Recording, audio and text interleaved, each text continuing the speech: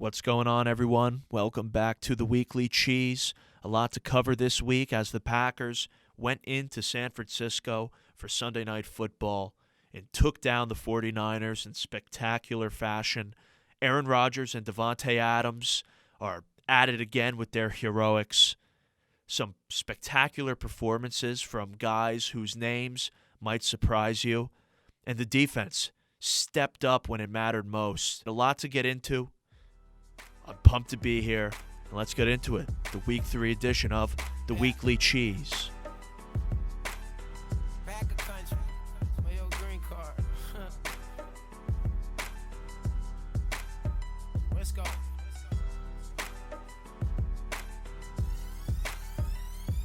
We playing Dom Capers defense, Edgar Bennett offense. Run the table when they think we lost it. Aaron jumped the defense offset. We pulling upsets, we up next. Super Bowl city, we the suspect. Secure the trophy, bring Vince home. He should have been home. We end zone bound. They count us out, we scoring 10 touchdowns. Green and yellow on my jersey, ain't no mercy to get. It's controversy through this journey, but we ended the win.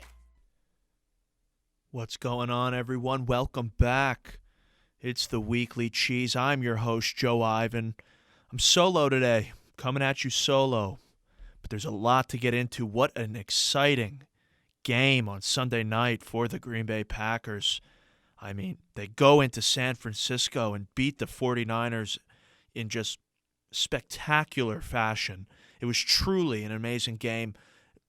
The most satisfying Packers victory that I remember watching, and maybe ever. That might be the most satisfied I've ever felt after a Packer victory. It's a type of win that instills confidence and a winning mentality into the team, especially the young guys. I mean, with 37 seconds left, no timeouts, Aaron Rodgers and Davante Adams just marched down the field, two chunk plays, set up the 51-yarder for Mason Crosby.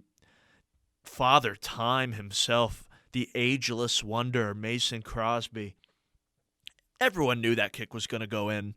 As soon as the Packers got the ball into field goal range and Aaron completed that last ball to Davante and clocked the ball, spiked it on the ground. You saw Aaron. He did like a little Super Mario knee and fist in the air. He was so pumped because it was a wrap.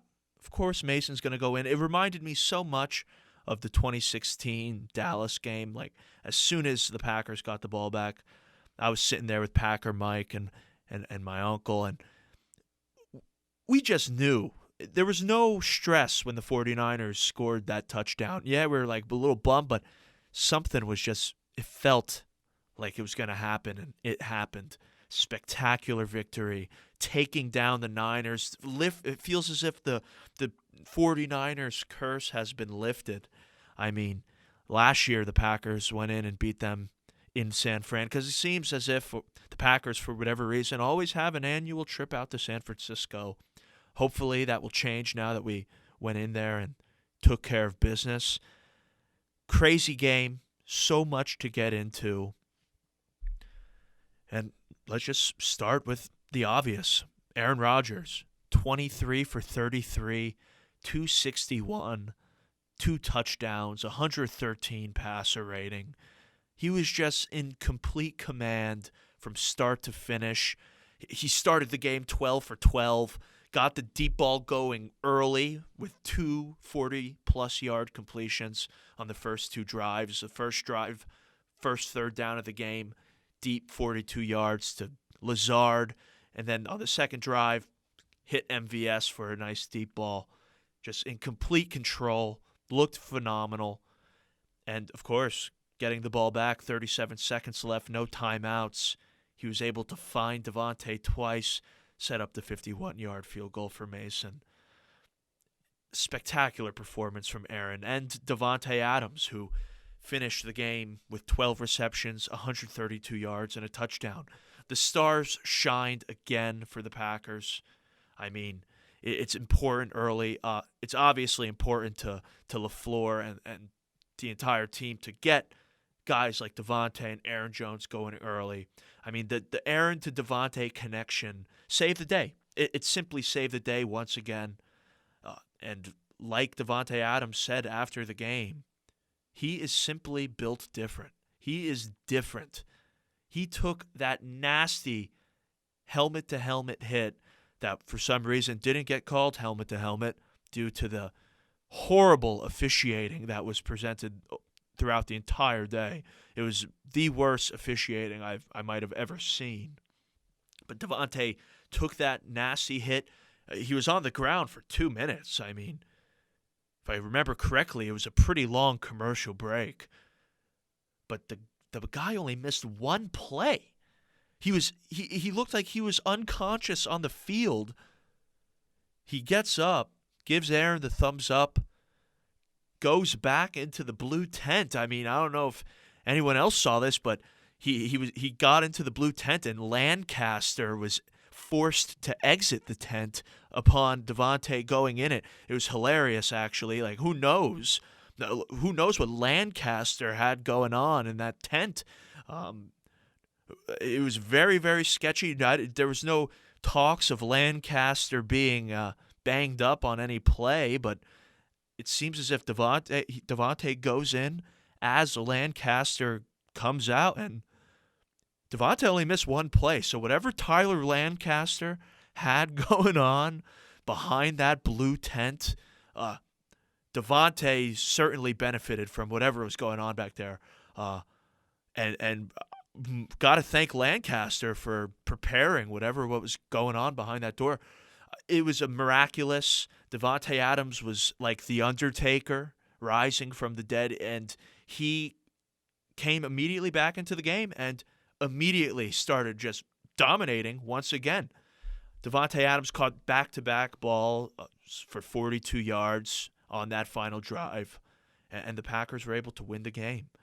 He also, in my opinion, had the play of the game. The play of the game, in my eyes, was the first touchdown pass of the game when he ran in that motion and totally shook number 38 on the 49ers. Number 38 was in man. Davante motions down the line, stops. The guy drops back in coverage, and Davante just immediately bolts to the left. It was kind of reminiscent of the completion for the touchdown he had against Jalen Ramsey in the playoffs last year. Beautiful motion action. Lazard laid down a brilliant block. And, yeah, just complete and utter domination from the league's best wide receiver. Davante Adams is a transformer out there. He is hands down the best in the game, and it is his back-to-back dominant performance, second week in a row. 12 receptions, 132, and a touchdown. Could have had a second touchdown if he didn't get downed at the 1 or 3 or whatever that was. Fantastic performance. And now that we're on the topic of Davante Adams and his brilliance, it brings up this week's Stu-Nod of the Week. Get it out of the way early this week. This week's Stu-Nod of the Week. It could have really went to anyone on the broadcast on Sunday night. I feel as if Collinsworth and Michaels were a little biased towards the 49ers. They were really propping up Jimmy G. There were a couple of really bold claims about Jimmy G and Rodgers sharing greatness on this night, and there could have been many complaints. A little too much talk of the LaFleur-Shanahan friendship and all that stuff, but the Stu-Nod of the Week was stolen by none other than Michelle Tafoya. You know, I've never really had any complaints regarding Michelle Tafoya's sideline coverage. I never really, until this Sunday. And Michelle Tafoya earned her first nod as the Stu-Nod of the Week for her terrible question the terrible question she asked Davante Adams. She comes in out of nowhere, in between a play, and they're like, "Oh, it's cut to Michelle Tafoya on the sideline." She had a chance to talk to Davante earlier this week, and she comes on, "Yeah, I talked to Davante earlier this week, and I asked him the question, would he rather stay with the Packers or follow Aaron wherever he goes?" And when she said that was her question, I got so angry because it's not the time. It's not the time to be talking about Rodgers and Davante and them both leaving. They're on the field for week 3 against the San Francisco 49ers. There's so much football to be played. that conversation can be revisited, and it just really makes me angry when it seems as if that's the only thing people want to talk about. And the fact that Tafoya wasted her opportunity to ask Davante Adams a question, to ask him such a horrible question that he doesn't want anything to do with, like if he would rather stay with the Packers or follow Aaron wherever he goes, talking as if Aaron's definitely gone, as if the ideal situation isn't just Aaron and Davante both stay in Green Bay and things move on happily ever after as they are now. I'm not writing that out. That's still in the cards. That could certainly work out. So, Michelle Tafoya, congratulations on winning Student of the Week. And hopefully next time you have the opportunity, if there's a next time, to sit down with Davante Adams, you'll have a little bit of a better question to ask him, because that was just a very divisive question to ask him on the eve of Sunday Night Football. There's a lot of football to be played, and that's not appreciated in these parts. Michelle Tafoya, your Week 3 Student of the Week. Sunday night also was the first time that there was really a Marquez Valdez-Scantling sighting. Last week on the show, Packer Mike did state that there was no possible way Marquez Valdez-Scantling leaves Sunday without a touchdown, and he caught a beautiful touchdown pass from Aaron Rodgers. It was a tough throw, an amazing catch in the back of the end zone. Finished the game, 3 receptions, 52 yards, and a touchdown. Like I said, sure-handed grab in the end zone. And it was great to see Marquez Valdez-Scantling getting involved. He had a couple of missed opportunities in that Detroit Lions game. Aaron missed him a couple times. And I guess there was a couple other times Aaron missed him in this game. Apparently, after the game, Aaron said he now owes MVS 5 more touchdown balls. So it's good to see MVS getting involved. It's good to see other options going on. It's not all Davante. It's good to see the ball being spread around a little bit. And look for MVS to start getting involved more as the season progresses and defenses adjust to what the Packers are doing. I believe that Sunday was just a little sample taste of this type of season that MVS is going to have. I think there's a possibility of him having some monster games moving forward. And if I'm a fantasy owner, I would look to lock him down if you haven't already. I mean, 3 receptions, 52 yards, and a touchdown seems like it could be a pretty standard day for MVS moving forward as the weeks move on and the season progresses. And it really was the first time we saw Alan Lazard get involved. He caught the first pass of the day. That was his first of the season, and it was great to see him get involved out there. And as the season progresses, other guys are going to need to get involved. I mean, it's great to see Davante Adams, 12 receptions, 132 yards, and a touchdown. But that always can't happen. And it does seem like Aaron is looking for him a lot. And on that nasty hit Davante took, that was kind of double, triple coverage that he got the ball tossed to. And it'd be nice to avoid that, maybe spread the ball around a little more and get other options involved, because there is a ton of options on this Packers offense.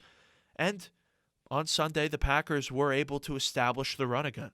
They established the run early. They went to it often, and they averaged 4 yards a carry. Exactly what you expect and would want to be the case for this Matt LaFleur offense. If the Packers are carrying the ball at 4 yards a clip, I mean, it's going to be a great day for the offense. Because when they run the ball and they get Aaron Jones moving, the entire playbook opens up. Aaron Jones finished the day, 19 carries, 82 yards, 1 touchdown. Another great game from him. A.J. Dillon, only 6 carries for 18 yards. In my opinion, he should have been given a few more carries, especially, most notably, on that 4th and 1. We were deep in the Niners zone, and we had a 4th and 1. The Packers decide to go for it instead of taking the 3 points. Would have went up 13 points at that point, 13-0. But instead, Randall moves in motion.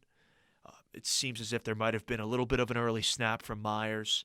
Aaron seemed a little upset there. But the play broke down, and the Packers ended up turning it over on downs. It would have been nice to see perhaps an A.J. Dillon carry for 1 yard there. I'm a firm believer that A.J. Dillon could get 1 yard every single time he touches the ball. Yeah, he's just such a machine when he runs. He's so strong. But I see what the Packers are doing. I see what LaFleur's trying to get going. It's important to establish Aaron Jones, get him rolling, because the whole offense goes as Aaron Jones goes. Yeah, Devontae is the best receiver in the league, and obviously he is as important to this offense as anyone. But when Aaron Jones is running the ball and catching those checkdowns and gaining yards after the catch and just being productive, the whole offense gets going. And it's important to keep A.J. Dillon fresh for when that cold weather ball comes around, like the Titans game last season when he was the premier back for that game. It's going to be nice to have a fresh A.J. Dillon as the months move on and we get into December and winter football. But really nothing to complain about on the offensive side of the ball. And it really all is because the Packers' offensive line. Last week on the show, I was I voiced my concern regarding the Packers' offensive line going up against the San Francisco defensive front. I mean, they have a really, really good defensive line. Obviously, they have Nick Bosa, who's a top 3 pass rusher in the league. They have D Ford. They have Armstead. So they have some really nasty pass rushers that have given the Packers issues in the past. And last week, I was scared. I was really, really scared going into the game. And it was something that I thought could become a real issue, especially as we count down to Bach here on the Weekly Cheese.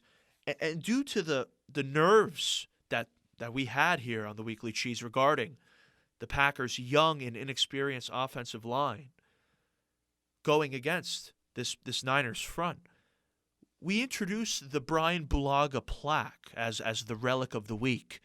And the reason we introduced the Brian Bulaga plaque is not only because he made headlines for being placed on the IR over there in Los Angeles, but we felt that the Brian Bulaga plaque with his name inscribed and a little portrait of him, we felt that was a perfect relic that would give the Packers offensive line the Brian Bulaga spirit, the energy and passion and strength and power and agility and just football savvy that Brian Bulaga played the game with needed to run through the body of every single offensive lineman for the Packers on Sunday.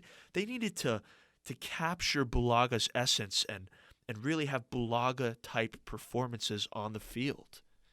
And it's safe to say that relic worked. On Sunday night, the Bulaga spirit was pulsing through the veins of the Packers' offensive line. Yeah, they're inexperienced.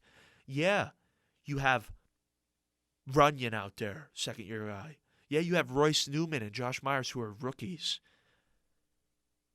And yeah, on the third week of the countdown to Bach, Elton Jenkins goes down, and Josh Nijman is forced to step in at left tackle. The undrafted third-year guy who's been in the Packers practice squad, just getting better over the past couple of years. He needs to step in, and he had the Bulaga spirit. The whole entire offensive line played with the Bulaga spirit and had a stellar game. They played great. They allowed the Packers to move the ball efficiently. They only gave up 1 sack as a unit. They were bursting open huge holes for the run game, and it was a beautiful thing to see. On the countdown to Bach, on week 3 of the countdown to Bach, we got Josh Nijman starting at left tackle. The starting lineup was Josh Nijman, John Runyon Jr., Josh Myers, Royce Newman, and Billy Turner. And they could not have played better. It was amazing to see. It was by far my favorite part of the entire performance. The offensive line stepped up, and Josh Nijman is getting the player of the game recognition from the Weekly Cheese Podcast. Josh Nijman, in his first start, his first major action as a professional football player, gets the player of the game. He took care of business against Nick Bosa. Bosa was lined up against Nijman literally the entire game.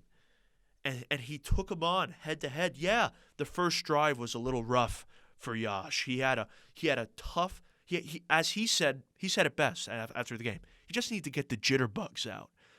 After that first drive, he picked up that face mask penalty. He was getting beat.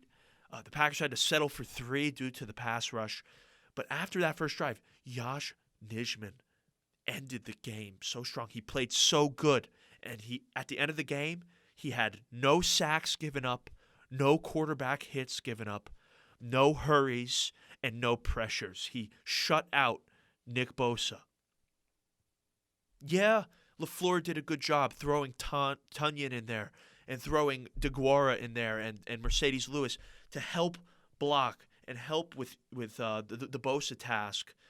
But that does not take away from the fact that Yosh played phenomenally. And after the game, his teammates really couldn't have had higher praise for the man. After the game, Aaron said that he heard from Bach that Yosh has some of the best feet that David Bakhtiari has ever seen in an offensive lineman. And that's pretty impressive considering Yosh is a towering man, 6'8", just a huge guy. Also, after the game, LaFleur said that when he went up to Coach Stenovich earlier that week in practice to see what he was thinking, right away Stenovich said, Yosh is starting where Elton would be. He is taking the left tackle. So they were obviously confident in his ability, and I couldn't be happier for the guy.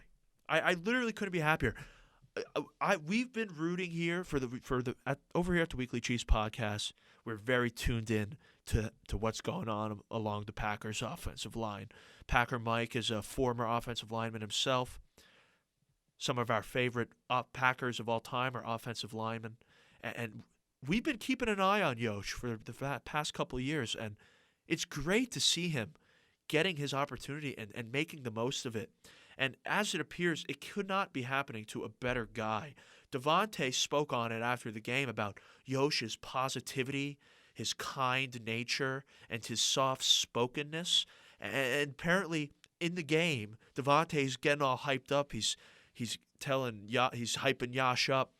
And Yosh just said that he was thankful and appreciative that he was able to share the field with the guys.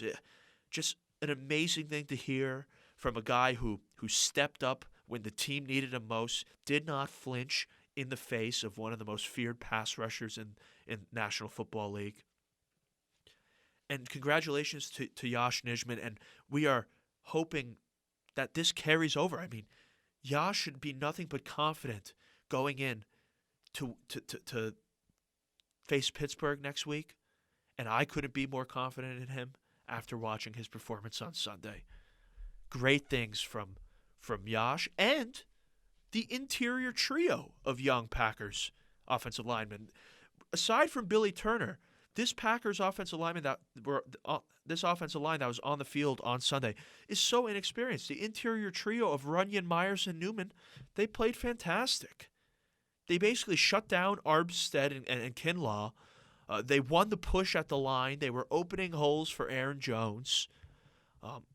Besides that little early snap by Myers, it didn't seem that anything was going wrong in terms of the operation of the offense. He seemed good with all that stuff, and he was a machine out there with his run blocking and his pass blocking. Runyon had a phenomenal performance, and Royce Newman had a phenomenal performance. He did give up the team's only sack to Armstead at the start of the second quarter, but after that he was great. He was strong, and Aaron referred to him after the game as Wild Man 70. Royce Newman is now Wild Man 70, and I don't believe that there could be a more fitting nickname for the man with the crazy greasy hair. I mean, how many times do we have to state it on this podcast? We love Royce Newman's filthy, greasy hair. It's awesome. It's badass, and he is truly a wild man. on top of that, before the game, before the Packers were getting on the plane, Evan Siegel the team photographer, was able to snap some pictures.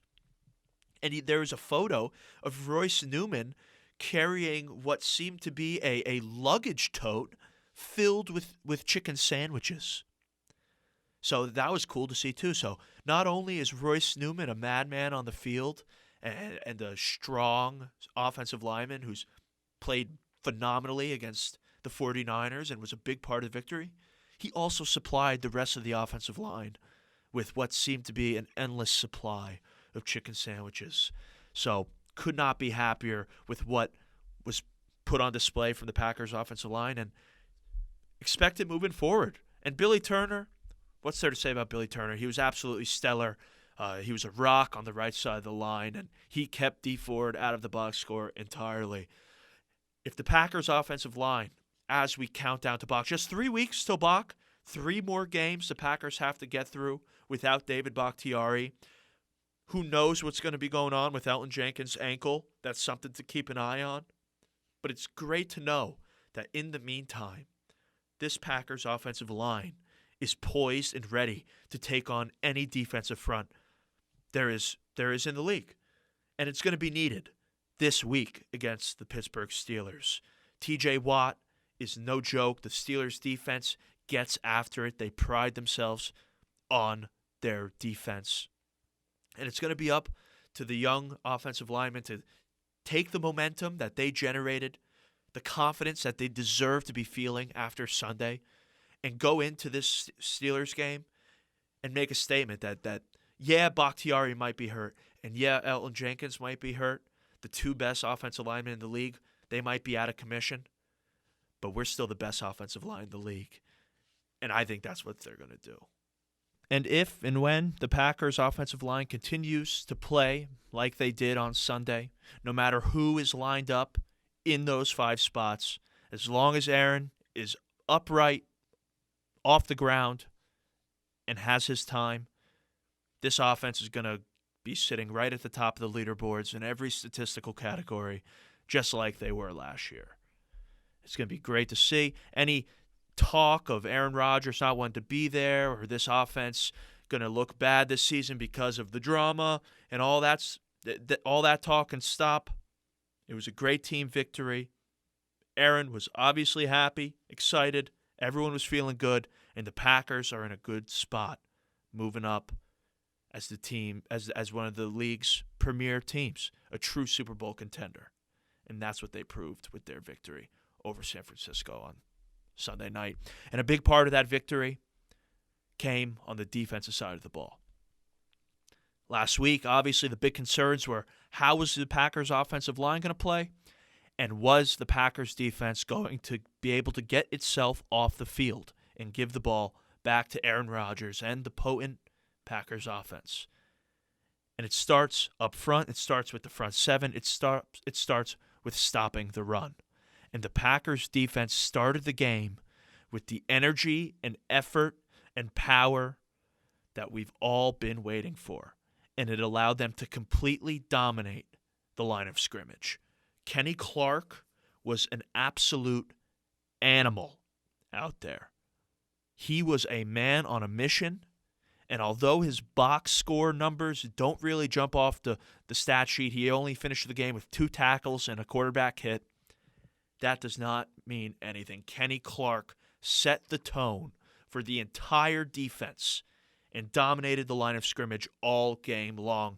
And he showed this dominance from the very first snap of the game. On the very first snap, he took his hands and just completely barreled through the 49ers center. He ran right through the man, pushed him right into Jimmy G's lap, and forced a tackle for a loss on the run.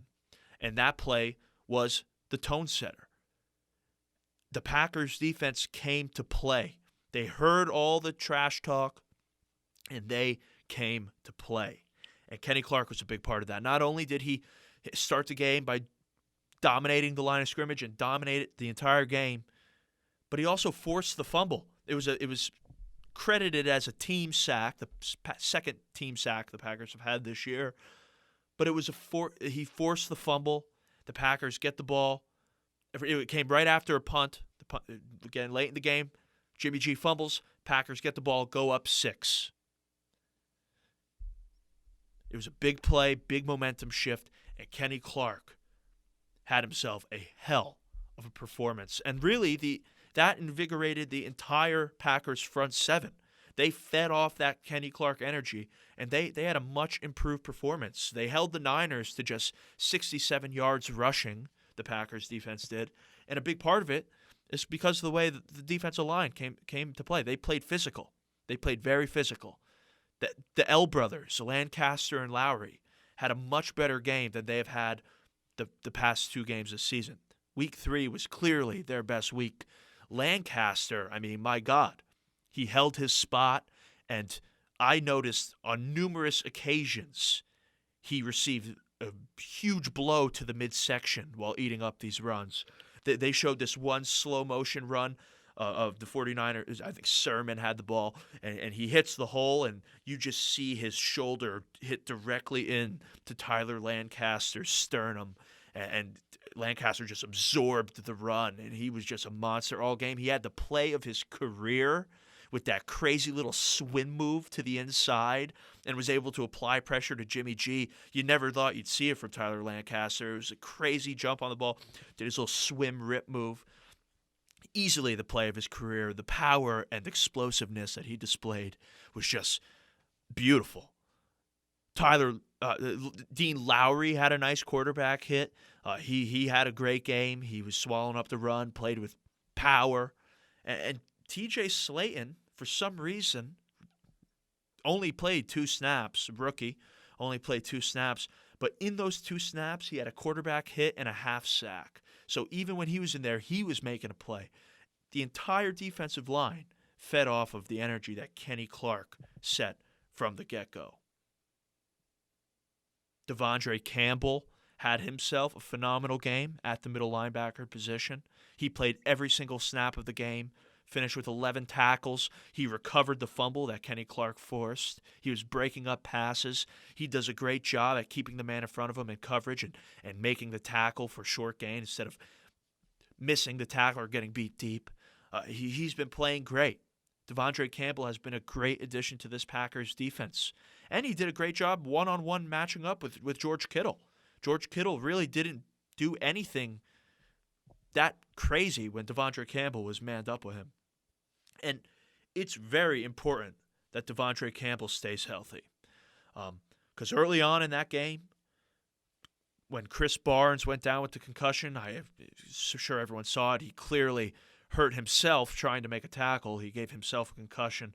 But really the defense didn't start struggling until Ty Summers got in the game. When Ty Summers got in the game, the 49ers started moving the ball a little more, started putting points on the board. He just really gets picked on every single time he's in there, and it really is costly. He missed 2 tackles that I noticed, one on Kittle and one on Kyle Juszczyk, and he just gave up a ton of yards after the catch in the second half. And it was just important to note that because when Chris Barnes goes down and the Packers need to go deeper on that bench for some help at the middle linebacker spot, that's when things start going south.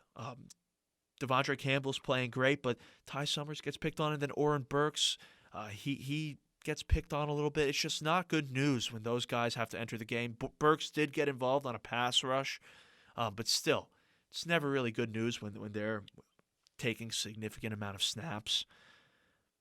But Devondre Campbell could not be more pleased with the acquisition of him. He was even in there on special teams because Barnes got hurt, and he made a couple tackles on special teams. He was just everywhere on Sunday, and he had an impact performance, to say the least. And it's good to see, considering the Packers haven't really had an impact performance by a middle linebacker in quite some time.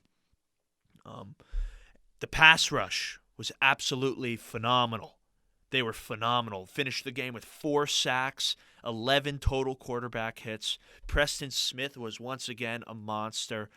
He's continuing his hot start of the season. Finished the game with 3 quarterback hits, a sack, and a tackle for loss. And Rashawn Gary and John Garvin had a sack, a half sack, and 2 quarterback hits each, so they were getting involved. Rashawn Gary plays with immense energy every single snap. He gives it his all out there. And Garvin, although he is a little inconsistent with the pressure he is able to generate and apply to quarterbacks. He does seem to have a knack for getting his hands on quarterbacks. He's gotten 2 quarterback hits in the past 2 weeks, and both of them have forced interceptions. Against the Lions, he's the one that laid the hit on Goff for the Devondre Campbell interception. And Garvin laid down the hit that Jimmy G received when he threw the interception to Jair Alexander. So with production like that coming from the Packers pass rush, especially at very opportune times and in situational football when the Packers need a stop and need the ball back, the Packers defense was able to go get the ball back, first with the Jair Alexander interception and then with the Kenny Clark fumble. 2 timely takeaways, all due to the fact that the Packers pass rush was getting after it. And credit to Joe Barry for throwing some different blitz packages out there. One time, Jair Alexander was involved on a blitz. He did get called for that bogus roughing the passer call, but it was nice to see some different looks out there on the defensive side of the ball and not just relying on 4 guys to get after the quarterback. As far as the Packers secondary goes, it really was, I would say, a great game compared to the past couple weeks. Eric Stokes gets his first NFL start, and he shined, to say the very least. He finished with 5 tackles and a pass breakup. He never got beat deep, not once. And if it wasn't for those 2 very questionable pass interference penalties, he would have had a perfect day. Not going to say too much about the pass interference penalties, considering the whistle was bad both ways, basically all game long. Both teams suffered due to the ref's whistle. But with that being said, if it were not for those 2 pass interference penalties that were unlawful, Eric Stokes would have had a perfect game. He played such nice coverage, in fact, that the 49ers started throwing to Jair Alexander's side, which is pretty crazy considering Jair Alexander never gets thrown at. Absolutely never. But it's interesting to think, but Kevin King might have lost his starting role on the perimeter for good. Eric Stokes is young. He is athletic. He is lightning fast. And he was a first-round pick for a reason. He is going to take on the starting role from now on. He's deserved. He's earned it. He played great. And I'm excited to see what comes. 5 tackles and a pass breakup in your first NFL start is pretty good, especially playing on the opposite side of Jair Alexander, who himself had a great game. He was targeted more than ever, like I said. He did give up that touchdown, but he also had an interception and a pass breakup on the day. He gave up 4 completions, which is strange. But again, it's because he was being targeted more. With Eric Stokes playing such good coverage on the opposite side of him, Jimmy G had no choice but to throw at Jair Alexander. He gave that one catch Deebo Samuel had in the second half was very impressive catch, and Jair can't be blamed for that. It was perfect coverage. But sometimes perfect coverage can't get the job done. It happens. You get beat. But strong day from Jair. Showed his speed on that interception. He really put on the afterburners there for that interception. And great things from this Packers secondary. Not a miserable day whatsoever. Outside of Chandon Sullivan. Chandon Sullivan kind of had a rough day. He did have a nice pass breakup on the early 3rd down there in the game, but he did get beat repeatedly by George Kittle. He also had a holding penalty in the end zone. And now there's a little bit of a position battle going on between Kevin King and Chandon Sullivan, I'd say, for that slot corner spot. Last week in the Detroit game, Kevin King, once Eric Stokes started getting his reps, Kevin King was moved to that slot corner position, and Chandon Sullivan didn't really receive that many snaps. Of course, Kevin King was a pretty late scratch there for an illness, it said, so he wasn't out there. But when he comes back from that illness, it'll be interesting to see what goes on at that that slot corner position with Shannon Sullivan and Kevin King. My guess would be they split snaps there, and we'll see who ends up being more productive in that role. But it's pretty easy to say. Eric Stokes has earned himself the starting spot, and I could not be more excited to have the Stokes-Alexander corner duo, and the Packers secondary is only going to get better as the season progresses, as they did last year. As the season went on, they really started coming on into their own, especially the safeties. And the same is going to happen here in this new Joe Barry system. As they get more comfortable and as they start playing with each other more, this secondary has the potential to be really scary, especially with the two safeties they have. Adrian Amos, obviously, captain, didn't have the best day for himself, but he's a stud. But Darnell Savage, absolutely phenomenal performance on Sunday. 6 tackles and a pass breakup. He tackled George Kittle in the open field, actually tackled him for a loss. Should have had an interception if not for a collision he made with someone else on the Packers. I can't remember off the top of my head.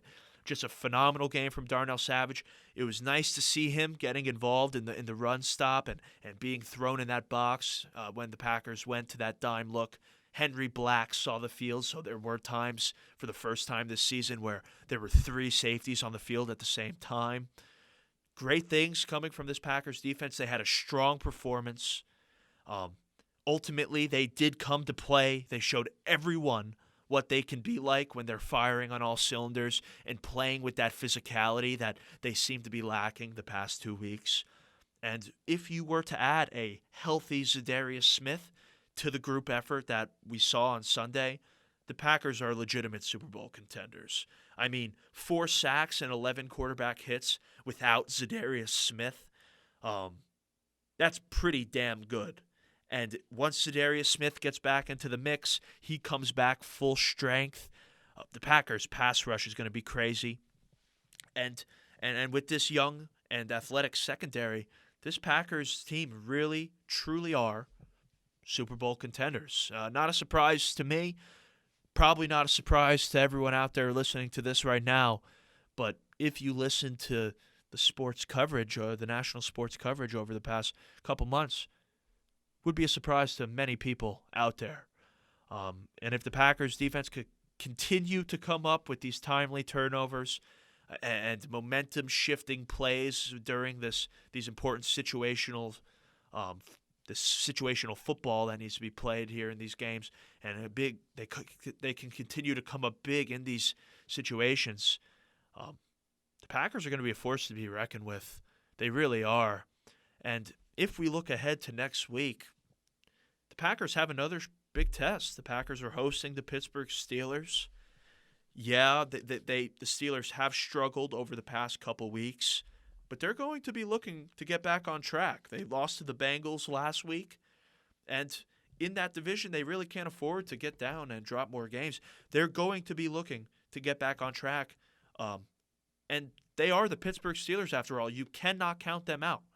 They're very well coached. They have a veteran quarterback. They have a strong defense. And it's going to be a game. It is going to be a game.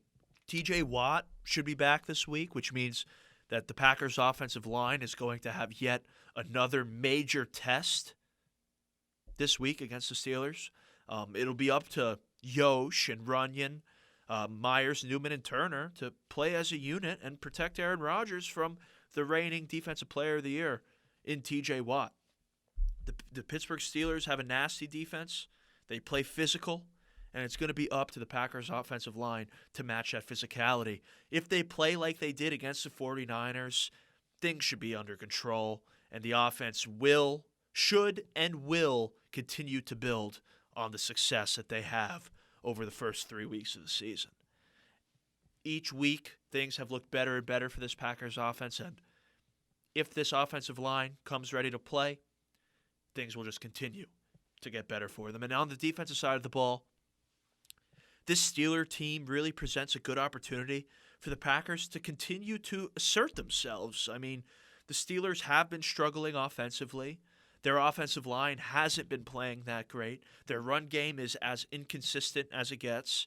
And due to his play as of over the past couple months, at the end of last season going into this season, there are legitimate question marks surrounding Big Ben's future as a starter. He hasn't looked great. He really has looked like a 39-year-old quarterback, how you'd expect a 39-year-old quarterback to look. Tom Brady is truly an anomaly. And this is a perfect opportunity for the Packers defense to string together another solid defensive performance. I believe if they were to go out there and play as they did on Sunday, they should easily beat the Steelers team, and it'll be good for them to put together back-to-back strong days as a defensive unit to build the confidence in guys like Garvin and Chauncey Rivers and Ty Summers if he has to be in there. Who knows what's going to happen with Chris Barnes? It'll be interesting to keep an eye on his concussion status and who's going to be filling in there if we see more Oren Burks. I know they like throwing Oren Burks when they're blitzing, or Ty Summers. It's just going to be good for the defense to have a strong, solid performance for back-to-back weeks to really build that confidence moving forward as the Packers look to get on another Super Bowl run. Get over that hump. That's what this season is all about. It's time to get over that hump. And it starts with stopping the run. Once the run is taken care of, Big Ben will be forced to pass.